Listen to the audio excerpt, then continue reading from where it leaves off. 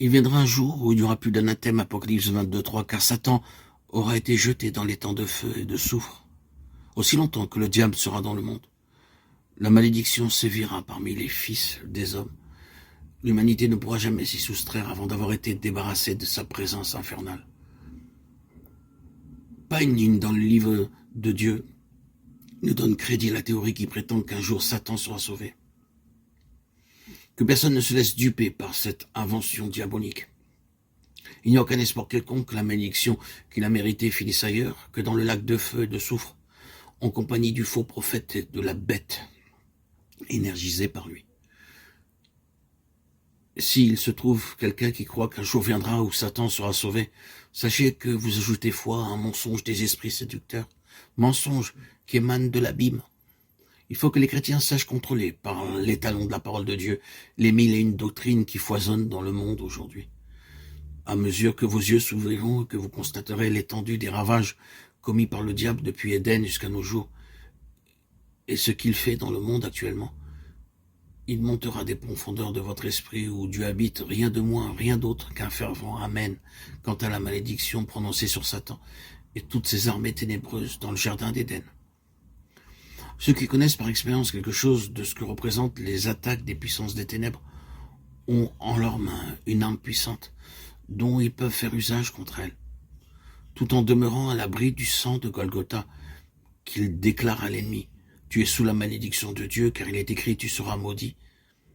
Déjà paraît à l'horizon l'accomplissement de cette parole. Le rapproche ou le prince des ténèbres, le grand dragon, le serpent ancien, appelé le diable et Satan, celui qui séduit toute la terre, sera jeté dans l'abîme. Apocalypse 12:9. Ce qu'il nous faut aujourd'hui, c'est une arme infaillible qui nous assure la victoire et la délivrance.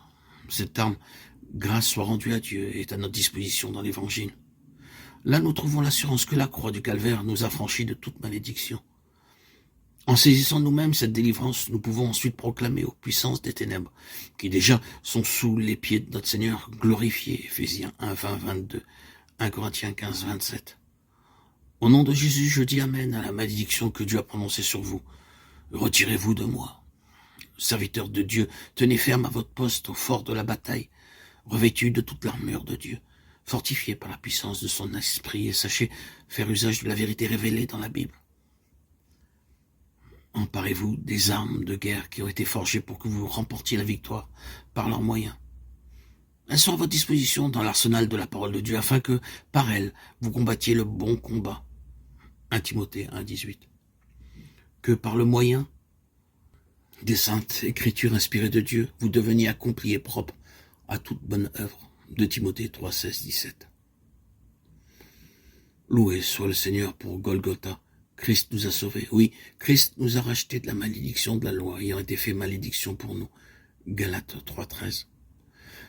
La croix et la malédiction sont inséparables. Deutéronome 21:23, Galates 3:13.